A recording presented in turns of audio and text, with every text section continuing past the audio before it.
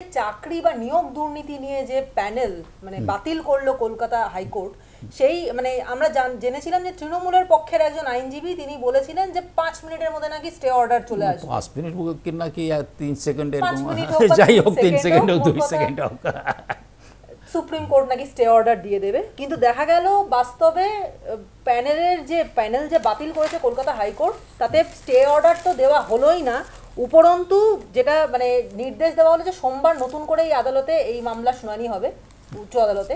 এবং কোনো রকমভাবেই এই মানে 25,000 যে মানুষ হঠাৎ করে চাকরিজীবী থেকে বেকার হয়ে গেলেন এবং পুরো যে ঢাকি সমেত বিসর্জন হয়ে গেল, এই বিষয়টার ওপর কিন্তু কোনো স্টে অর্ডার সুপ্রিম কোর্ট দিল না। এই বিষয়টা নিয়ে কি বলবো? আমি প্রথম বলবো যে salute honourable chief justice of India. ওনার তো ব্যাকগ্রাউন্ড, ওনার বাবাই চিফ জাস্টিস ছিলেন একদিন, বহুদিন আগে ওনার বাবাই চিফ ছিলেন। এবং উনি আগে ইংরেজি কথাটা আমি উচ্চারণ করছি, উনি যা বলেছেন বাংলা তো আমরা পরে করব। Look at how it is done. OMR sheet completely destroyed, mirror images not there, people not in the panel are recruited. This is a complete fraud. আপনি চিন্তা করতে পারছেন যে সুপ্রিম কোর্টের প্রধান বিচারপতি তিনি বলছেন it's a complete fraud. Sir, এই যে প্রধান বিচারপতি যে বিষয়টা বলেছেন, এবং আমরা মোটামুটি প্রধান বিচারপতি যে সমস্ত ভার্ডিক্টগুলো দিয়েছেন সেগুলো আমরা দেখেছি যে সিবিআই হেফাজতে নিয়ে জিজ্ঞাসাবাদ করতে পারবে এবং হ্যাঁ সেই অধিকার সিবিআই এর রয়েছে। এবং এই রকম যদি শুরু হয় তাহলে মানে গোটা মন্ত্রিসভা ইনক্লুডিং মুখ্যমন্ত্রী তাকেও সিবিআই নিজের হেফাজতে নিতে পারে, পরিস্থিতিটা এমনই হয়েছে। তো এখানে দাঁড়িয়ে প্রধান বিচারপতি প্রশ্ন করেছিলেন যে বেআইনিভাবে নিয়োগ হয়েছে এমন অভিযোগ যখন জানতে পারলেন তখন কেন মন্ত্রিসভা সুপার নিউমারারি পোস্টের জন্য অনুমোদন দিল? এই প্রশ্নটা বিচারপতি ডিওয়াই চন্দ্রচূড় করেছেন এবং উনি ওটা বলেন it's a fraud. It's a fraud, এটা উনি তার মানে উনি এই নিয়ে ও বিষয়ে ওনার কোনো এখন মানে দ্বিধা নেই বলার। মানে অন্য ওনাকে আরও যতই মানে পরে শুনানি কি বলেন না বলেন সেটা কি অর্ডার দেন সেটা অন্য কথা, কিন্তু এটা যে একটা ফ্রড হয়েছে, জালিয়াতি যে করেছে, জালিয়াতি কে করেছে? ক্যাবিনেট করেছে। আচ্ছা, ক্যাবিনেটের ব্যাপারটা একটু ভালো করে বোঝানো দরকার, কারণ নাহলে হয় কি আপনাদের অনেকে ভাবেন যে ক্যাবিনেট ব্যাপারটা কী। ক্যাবিনেটের প্রেসিডেন্ট হচ্ছে চিফ মিনিস্টার, আর অন্য অন্য মিনিস্টার কিন্তু হয়েছে এই চিফ মিনিস্টার কি ঠিক করেছে যে কে মিনিস্টার হবে, সেই কাগজ নিয়ে গিয়ে গভর্নরের কাছে গিয়ে বলেছে যে আমি এদেরকে মিনিস্টার করতে চাই, তাদেরকে তারপরে সেইদের শপথ দেওয়া হয়েছে। আর যখনই কোনো ক্যাবিনেট পেপার করতে হয় সেই ক্যাবিনেট পেপার সেই যে বিভাগ, সেই বিভাগের মন্ত্রী মুভ করে। কিন্তু সে মন্ত্রী কিভাবে মুভ করে? প্রথমে একটা কাগজ বানাতে হয় যে এই আমি চাই, তারপরে সেটা বিভিন্ন ডিপার্টমেন্টে পাঠাতে হয়। কেন লয়ের ব্যাপার থাকতে পারে, ধরুন আমি SC/ST ডিপার্টমেন্টে কাজ করি বা এডুকেশন ডিপার্টমেন্টের মন্ত্রী আমি, কিন্তু এই ব্যাপারটা কোনো আইনের কিছু থাকতে পারে, তো একটা আইনের একটা ডিপার্টমেন্ট আছে, সেইখানে তার নো অবজেকশন নিতে হয়। আবার কোনো SC/ST ডিপার্টমেন্টে পাঠাতে হয় কেন? সেখানে রিজার্ভেশনের ব্যাপারটা কিছু থাকতে পারে, এই লোকজন অ্যাপয়েন্টমেন্ট হচ্ছে তার রিজার্ভেশন রয়েছে। এই করার পরে ওই সব নো অবজেকশনটা নিয়ে এসে আবার মন্ত্রীর কাছে চলে আসে ওই কাগজটা। তারপরে এইবার ওটাকে বলা হয় ক্যাবিনেট পেপার, তারা তৈরি করলো, তার ডিপার্টমেন্ট তৈরি করলো, উনি সাইন করলেন, মন্ত্রী সাইন করলেন। এটা সাইন করার আগে আর একটা পদ্ধতি আছে। এটি যাবে মানে যখন সব নো অবজেকশন সব চলে আসলো, তারপরে মুখ্যমন্ত্রীর কাছে যাবে, ক্যাবিনেটে না, মুখ্যমন্ত্রীর অফিসে যাবে, মুখ্যমন্ত্রীর কাছে যাবে। মুখ্যমন্ত্রী বলে হ্যাঁ এটা ক্যাবিনেটে না, তুমি নিতে পারো। তখন ফিরে আসলো, আমি কাগজ বানালাম মন্ত্রী, এইবার আমি পাঠিয়ে দিলাম ক্যাবিনেট সেক্রেটারি, মানে chief secretary the cabinet secretary, তার কাছে পাঠিয়ে দিলাম। তারপরে সেখানে ক্যাবিনেটে উঠলো এবং মুখ্যমন্ত্রী সেখানেও মানে অনুমোদন করলেন, এইভাবে ক্যাবিনেট হয়। অর্থাৎ প্রথম সবচেয়ে বড় দায়িত্ব যার, তিনি হচ্ছেন মুখ্যমন্ত্রী, তারপরে হচ্ছে যিনি সেখানকার সেই যে বিভাগের মন্ত্রী সে। এটা কিন্তু এর সময় না, পার্থর সময় না, এটা তো এর সময়, কদিন আগেই কেউ হলে এখন যে মন্ত্রী আছে তার সময় ব্রাত্য, এটা ব্রাত্যর সময়, কিন্তু এখানে কিন্তু পার্থকে জড়ালে হবে না। পার্থ অন্য ব্যাপারটা আবার আছে, কিন্তু এটা তো 3-4 মাস আগের ব্যাপার না। কিন্তু স্যার আপনার কাছে যেটা প্রশ্ন, যে এই যে ক্যাবিনেট বা মন্ত্রিসভা, এদের এমন কি প্রয়োজন পড়লো বা এমন কি তাগিদ পড়লো যে তারা সুপার নিউমারারি পোস্ট? না, ওটা তো ওরা বলেই দিয়েছিল, এই যে যারা যারা টাকা দিয়ে চাকরি নিয়েছে তাদেরকে বার করে দেওয়া হলো, ওরা আমি আবার তাদের, উনি তো নিজেই বলেছেন, মুখ্যমন্ত্রী তো নিজেই বলেছিল আমি কার চাকরি খাবো না, এই যে যাদেরকে বার করা হয়েছে ওদেরকে আমি আবার নতুন করে চাকরি দেবো। অর্থাৎ ওরা তো নিজেরাই বলেছেন। আর এইটা ইটসেলফ ইজ অ্যান অফেন্স, সেই জন্যই তো বলেছে ওদেরকে করো। এবং আর একটা কথা, যখন এই জিনিসটা প্রথম হাইকোর্ট সুপ্রিম কোর্টে একবার গিয়েছিল, সেই সুপ্রিম কোর্টও বলেছিল যে, মানে যখন অভিজিৎ গঙ্গোপাধ্যায়ের কথা বলছি, বলছে না উনি এটা না করে ওই কোর্টে যাবে, তারপরে বলছে না আমরা আর এটা দেখবো না, ওখানে চিফ জাস্টিস একটা বেঞ্চ করবে, তারাই এটা দেখবে। তো আমি বলছি কি যে এইটা তো মানে ওপেন সিক্রেট, এটা সবাই জানে। উনি নিজেই বলেছেন, মুখ্যমন্ত্রী নিজেই বলেছেন যে আমি চাকরি দেবো এদের, সেই জন্যে আমি ক্যাবিনেটে বসে এটা করে পাশ করে দিলাম আমরা। অতএব সেখান থেকে সরে যেতে পারবে না, এবং এই কেস থেকে আমার বাঁচার উপায় নেই। আমি নিজে যেটুকুন বুঝি, এ তো কেস তৈরি হয়ে রয়েছে। এবং আরও কি বললেন যে ভারতবর্ষের মানে সর্বোচ্চ আমরা সুপ্রিম কোর্ট বলি, সেইখানকার হচ্ছে আবার যিনি প্রধান বিচারপতি, তিনি বলছেন ইটস এ ফ্রড। একেবারে সিল পড়ে গেল। এই প্রসঙ্গে যখন প্রশ্ন তোলা হচ্ছিল, তো তখন তৃণমূলপন্থী না, তৃণমূলের এখন প্রার্থীও বটে, তিনিও একজন আইনজীবী, তার নাম কল্যাণ বন্দ্যোপাধ্যায়, তাকেও প্রশ্ন করা হয়েছিল। তিনি তখন বলেছিলেন, প্রথমে বলেছেন 5 মিনিটের স্টে অর্ডার চলে আসবে, সুপ্রিম কোর্টে গেলে 5 মিনিটের স্টে অর্ডার চলে আসবে। এবং তারপরে যখন দেখা গেল সুপ্রিম কোর্ট স্টে অর্ডার তো দূরস্থান কিছুই বললো না, উল্টে বললো যে সম্পূর্ণটাই ফ্রড, তখন তিনি কি বললেন যে 1 বছর পর ওএমআর শিট পুড়িয়ে দেওয়া হয় বা ডিস্ট্রয় করা হয়, সেটাই করা হয়েছে। এখন এই বিষয় নিয়ে তো কোনো সওয়াল জবাব হয়নি, মানছি। এবং এই জায়গাটা আমি আপনাকে মানে একটু বলছি যে এখানে একটু নজর দিন, এমফাসাইজ করছেন যে মানছি 5000 ওএমআর শিটে একটা কারিকুরি হয়েছে, কিন্তু তাই বলে বাকিদের তো কোনো দোষ ছিল না, বাকিদের কোনো সমস্যা ছিল না। মানে তারা মানছেন যে 5000 তো খুব ছোট সংখ্যা নয়, সেই 5000 ওএমআর শিটে কারিকুরি হয়েছে। আচ্ছা, আমি আর প্রথম বলি, যিনি ও কথা বলেছেন এমনভাবে বললেন যে মনে হচ্ছে সুপ্রিম কোর্ট ওই চার দোকান নিয়ে খুলে বসে আছে, উনি যাবেন আর সঙ্গে সঙ্গে উনি চাটা পেয়ে যাবেন ওখানে।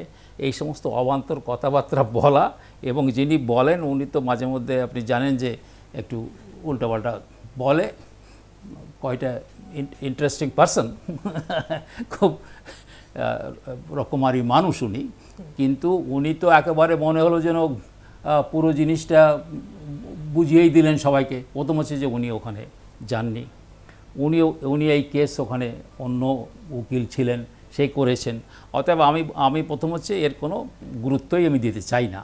কিন্তু সেটা বলার পরেও আমি বলি কি, বারবার আমি তো এই কোর্টে গিয়েছি, আমি তো নিজে পার্টি, দুর্নীতির প্রথমটা তো আমার হাতে তৈরি, যে এইভাবে সিট করতে হবে, এইভাবে করতে হবে।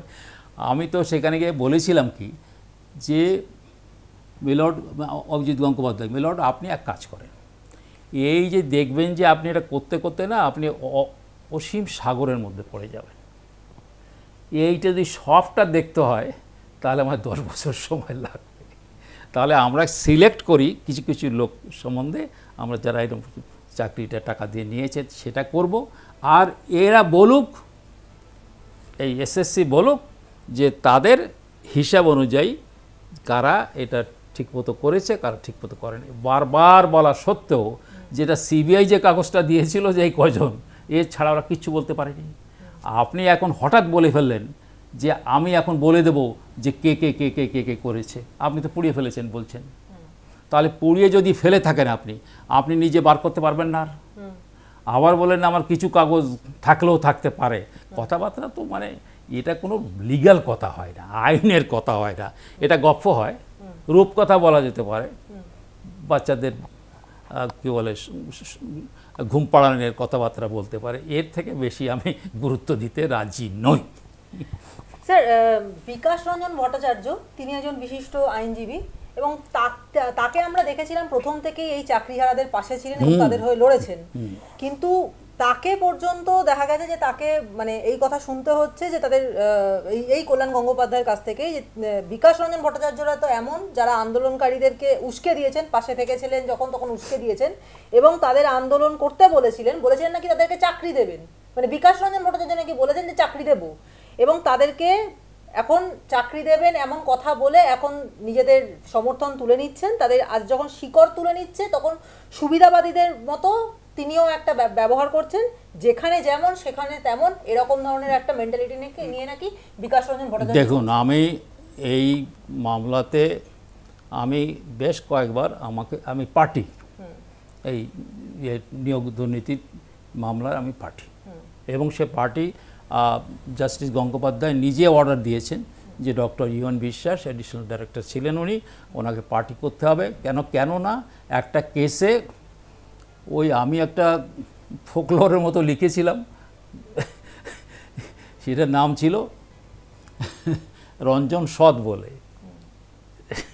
এবং কিভাবে এই দুর্নীতিটা হয়েছে তাই ছিল। তারা আমাকে তাদের যে কেসটা করেছে সেখানে কোর্ট করেছে, তখন বলছে তাহলে উনি যখন এই কথা বলছেন তাহলে তাকে করতে হবে, পার্টি করতে হবে। তা আমি তখন দেখেছি বিকাশ বাবুকে আর্গুমেন্ট করতে, এবং আমি দেখলাম যে যখনই কোনো কিছু আর্গুমেন্ট হচ্ছে, কোনো বিষয়ে মানে ডিবেট হচ্ছে, মানে অলমোস্ট মানে খুব সিরিয়াস আলোচনা হচ্ছে, তখন জাস্টিস গঙ্গোপাধ্যায় বারবার ওনাকেই প্রথমেই জিজ্ঞেস করে আপনি কি বলেন। আমি এটা মানে একটা উদাহরণ দিচ্ছি। আমি যে সাজেশন দিয়েছিলাম তার মধ্যে ছিল কি যে আপনি প্রথম তো এটাকে সিবিআই ইনভেস্টিগেশন দিন, 1 নম্বর। 2 নম্বর হচ্ছে একটা সিট তৈরি করেন। তখন সঙ্গে সঙ্গে উনি বিকাশবাবু জিজ্ঞেস করলেন যে এই যে ডক্টর বিশ্বাস একটা সিট তৈরি করতে বলছেন, স্পেশাল ইনভেস্টিগেটিং টিম তৈরি করতে বলছে, আপনার কি অপিনিয়ন?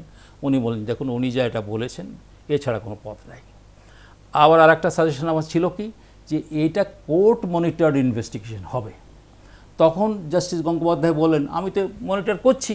আমার মুখে মুখে বললে হবে না, আপনাকে লিখিত অর্ডার দিতে হবে। আবার উনি বিকাশবাবুর কাছে বলছেন যে আপনি কি বলেন, এবং তারপরে আরও যে সমস্ত মানে অ্যাডভোকেট আছেন, সরকারি অ্যাডভোকেট, এসএসসিরও অ্যাডভোকেট, তাদের কাছেও ওপিনিয়ন নিচ্ছেন। অতএব বিকাশবাবু একজন এইরকম উল্টোপাল্টা কথা বলা মানুষ না, এবং তাকে আমি বলবো কি খুব অন্যায় কাজ হয়েছে। আমি ইয়েতে দেখলাম যে কোনো নিউজে হঠাৎ যে আজকে যেন কেউ যখন উনি বেরিয়ে আসছিলেন কোর্ট থেকে, তখন তাকে তার সামনে দাঁড়িয়ে কোনো কিছু তাকে ঘেরাও করার মতো করেছেন। এটাও ঠিক না, কেননা এটাতে বোঝাই যাচ্ছে যে কারা করেছে। আর একটা কথা আছে যে সরকার নিজে বা এসএসসি তারা কখনই এই এত হাজার লোকের কে ঠিকমতো টাকা পয়সা না দিয়ে পরীক্ষা দিয়ে মার্ক অনুযায়ী সে পাস করেছে, আর কারা করে নাই সে সম্বন্ধে তো শিওর না। এসএসসি চেয়ারম্যান 3 দিন আগেই বলেছে আমি এই কথা বলতে পারবো না যে এর মধ্যে এমন কেউ নেই যে সে পাস করে নাই, সে লোকও থাকতে পারে। তাহলে আপনি তো নিজেরাই তো ঠিকমতো নয়, আপনি নিজেরাই কিছু জানেন না। তারপরে যখন সিবিআই রেড করেছিল কোনো কাগজ নাই তাদের কাছে, এখন কি করে কাগজ বের হবে? তারপরে যে টেন্ডারটা দেওয়া হলো সেটাই বেআইনি, এবং সেখানেও কিন্তু চিফ জাস্টিস বলেছেন যে আপনি যে টেন্ডার করেছেন সেটাই বেআইনিভাবে টেন্ডার করলেন। তারপরে সে আবার সাব কন্ট্রাক্ট নিয়েছে, তো সবই তো দুর্নীতি। আর একটা কথা বলি, ওই যে ওনাদের প্রায় 300 পাতার যে জাজমেন্ট বাই দি হাইকোর্ট, আমার কাছে কপি আছে, আমি বারবার রাত জেগে আমি ওটা পড়েছি, মানে সুপার। আমি তখন বলেছিলাম যে এটা তো ওই জন্য ওরা জাজমেন্ট দিয়েছেন না, এবং ওইটাকে আমি তো 3 দিন মানে এই হাইকোর্টে সুপ্রিম কোর্টে যাওয়ার আগে বলেছি অসম্ভব, এইটাকে বাদ দেওয়া, এইটাকে সেট অ্যাসাইড করা অসম্ভব। কেন এত কাগজপত্র দিয়ে তারপরে তো আপনারা জানেন যে ওই 17টা কি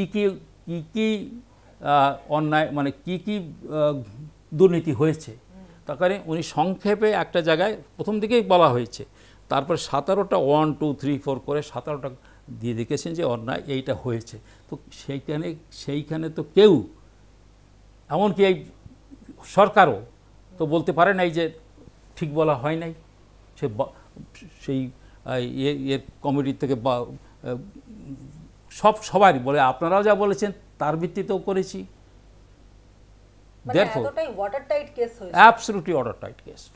স্যার, এই যে দুর্নীতির প্রশ্ন তুললেন, যে 17টা পয়েন্ট ওয়াইজ দুর্নীতি, 283 পাতার যে জাজমেন্ট, তাতে 17টা পয়েন্ট একটা জায়গায় মানে একটা পয়েন্টে যখন শেষ দিকে যখন যাচ্ছেন উনি সামারাইজ করছেন যে সব, আর প্রত্যেকবারই কি উনি আরেকটা জিনিস বাড়ি বিউটিফুল লিখছেন, কোনো পয়েন্ট বলছেন সেইখানে আগের যে সমস্ত জাজরা কি অর্ডার দিয়েছে, বিশেষ করে এই আমাদের জাস্টিস গঙ্গোপাধ্যায়, তিনি কি অর্ডার দিয়েছেন, কবে, কে কি বলেছে, এসএসসি কি বলেছে, সব কিছু তিনি দিয়ে দিচ্ছেন।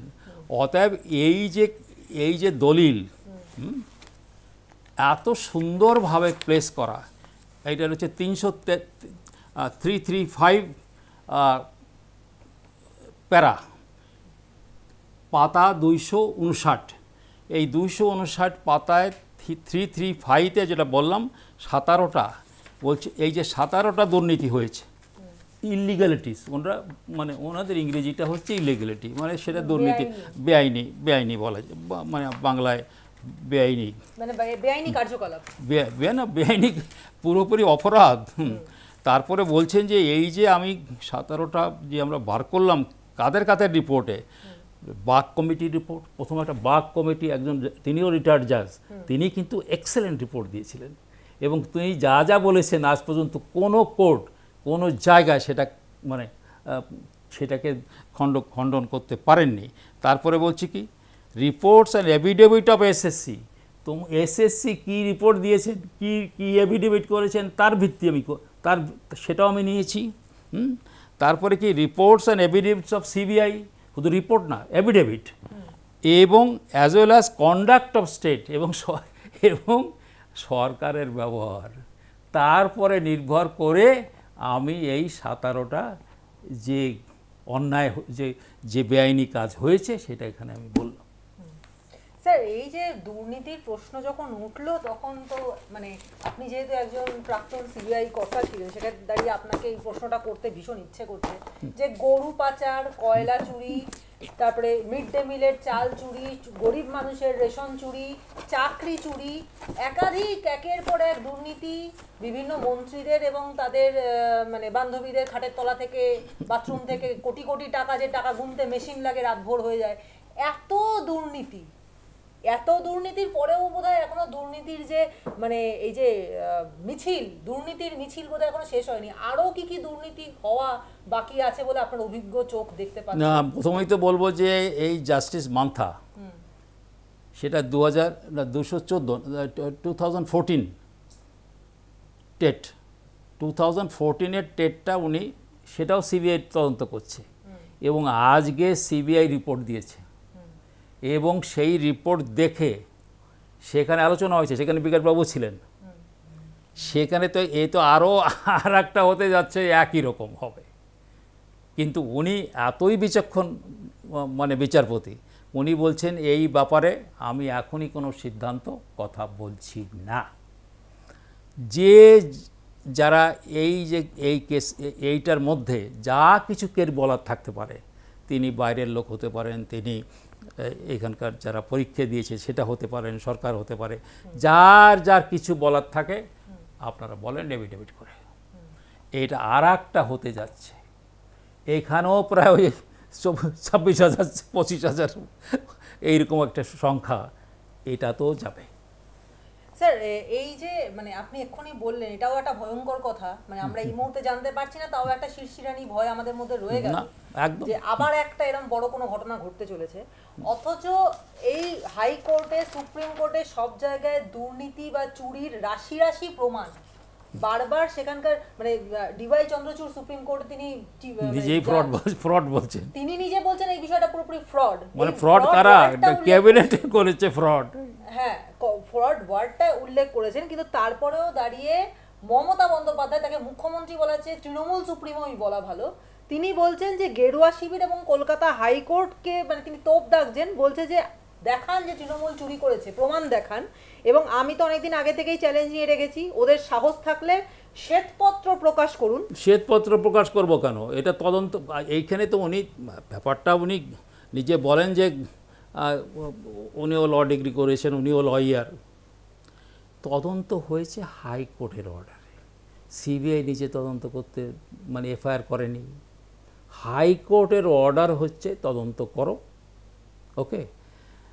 এইবার হচ্ছে তদন্ত শুধু না, ওই যে আমি ফর্মুলা করে দিয়েছি যে একটা সিট হবে, তারপরে কোর্ট মনিটর্ড ইনভেস্টিগেশন, এখানে সম্পূর্ণ দায়িত্ব হচ্ছে কোর্টের, এখানে কিছু বলা যাবে না, অতএব প্রমাণ করো অমুক করো কথা বললে হবে না। চার্জশিট পর্যন্ত হয়ে গেছে, চার্জশিট অ্যাকসেপ্টেড হয়ে গেছে, সেখানে আর একটা অন্যায় কাজ করছে।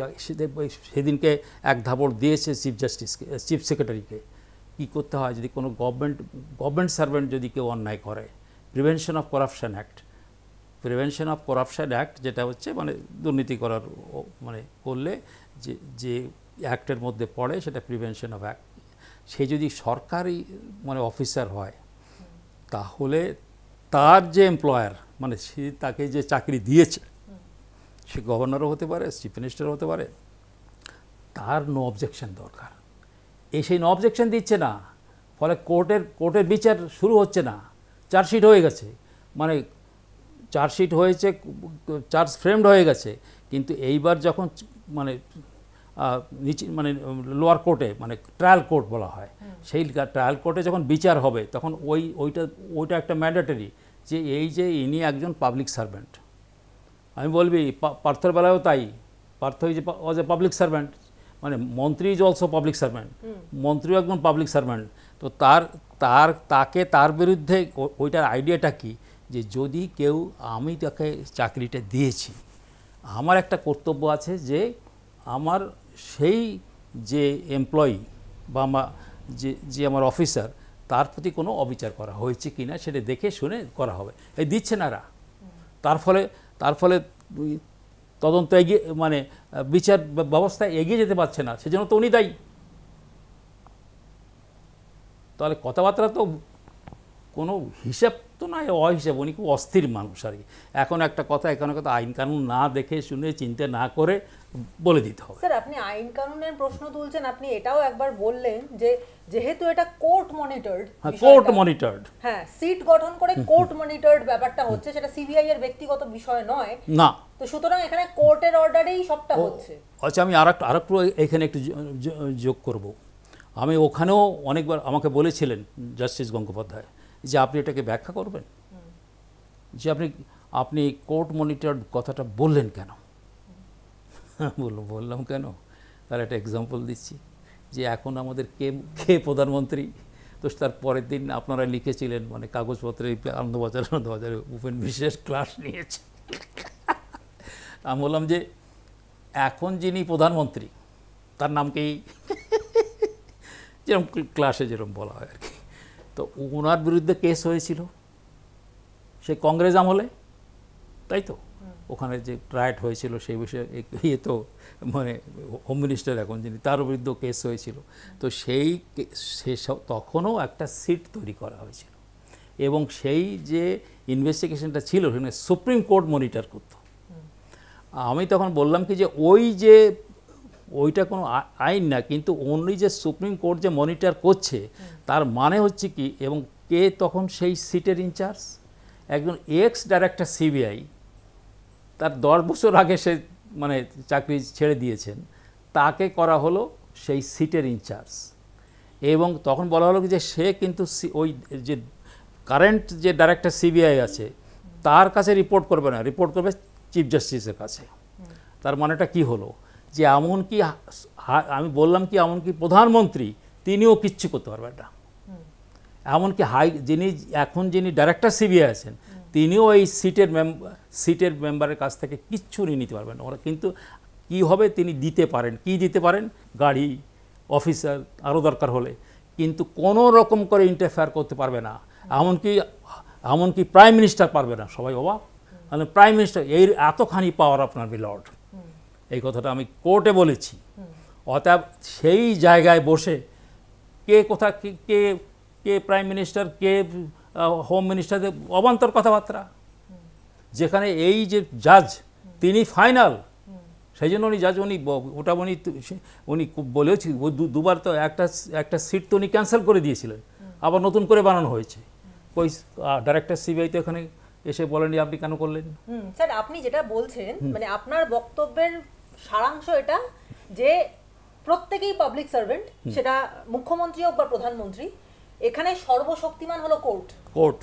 তো সেই সর্বশক্তিমান কোর্টকেই তো সম্পূর্ণভাবে মানে কাঠগড়ায় তুলে দিচ্ছে এইবার আমি বলি, কারণ মমতা বন্দ্যোপাধ্যায়ও বলছেন যে এখানে বিজেপির যোগসাজশ রয়েছে, কোর্টের যারা রয়েছেন বিচারপতিরা রয়েছেন, ভাইপো তিনি বলছেন যে এই যে কোর্টটা চলছে এটা সম্পূর্ণভাবে বিজেপির নেতৃত্বে চলছে, সেজন্য কোর্টটাকেই তুলে দেওয়া। না আমি বলবো কি এটা খুব বেআইনি, এইটা নিয়েই কেস হতে পারে। তো ওই অলরেডি হয়েও গেছে, যে মানে কি বলে শতপ্রণোদিত মামলা হয়েছে, কিন্তু এখনো সেটা উনি এখনো জাজমেন্ট মানে অর্ডার দেননি চিফ জাস্টিস।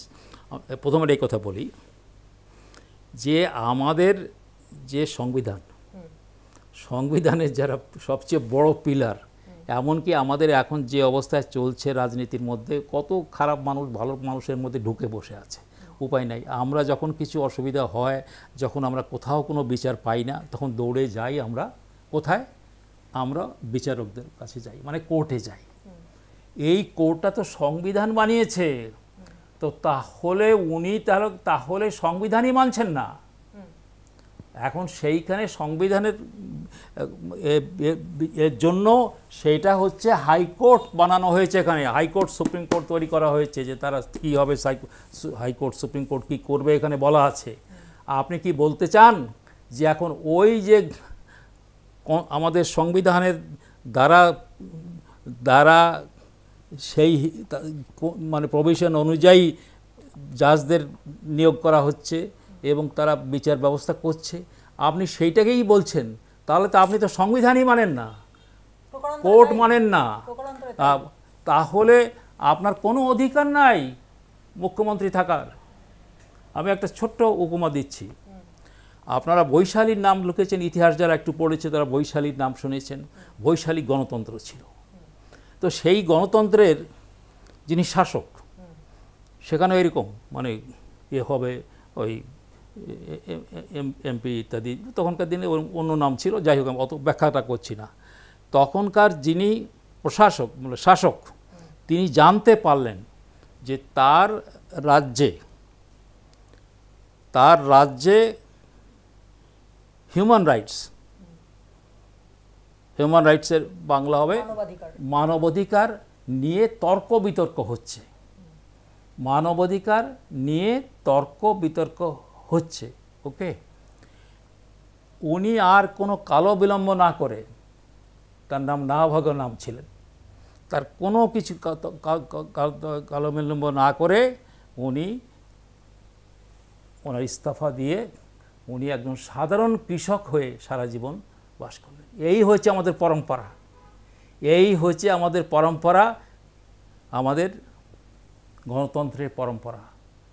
এবং যখন কনস্টিটিউশনটা তৈরি হয়ে গেল, মানে পাস হয়ে গেল, তখন তারপরে আবার হঠাৎ আম্বেদকর বললেন যে আমার আরও কিছু কথা আছে। তখন বলেছিলেন উনি যে এরকম করে আমাদের দেশে অনেক গণতন্ত্র ছিল, উনি বলছেন যে ট্রাইবাল গণতন্ত্র ছিল। অতএব বৈশালীকে বলা হয় যে পৃথিবীর মধ্যে মেবি দি আর্লিয়েস্ট, অথবা না হলেও কমপক্ষে মানে সবচেয়ে প্রাচীন যে সমস্ত গণতন্ত্র ছিল তাদের মধ্যে প্রমুখ। অর্থাৎ এইটা না মানলে তো হবে না, তাহলে তো সব জিনিসে আপনি তো গণতন্ত্র হাত দিয়ে করে আপনি এখানে মন্ত্রী হয়েছেন, মুখ্যমন্ত্রী হয়েছেন। আপনি যদি গণতন্ত্রই না মানেন তাহলে আপনি মুখ্যমন্ত্রী কি থাকলেন? আর একটা কথা আছে, মুখ্যমন্ত্রী আপনি একজনের না, আপনি শুধু তৃণমূলের মুখ্যমন্ত্রী না, সবার মুখ্যমন্ত্রী। এখন মুখ্যমন্ত্রী হয়ে যদি আপনি এই কথা বলেন, তাহলে আমাদের যেরকম দুঃখ হয়, কষ্ট হয়, আর ক্রোধ হয়, প্রতিবাদ করতে হবে তো আমাদের।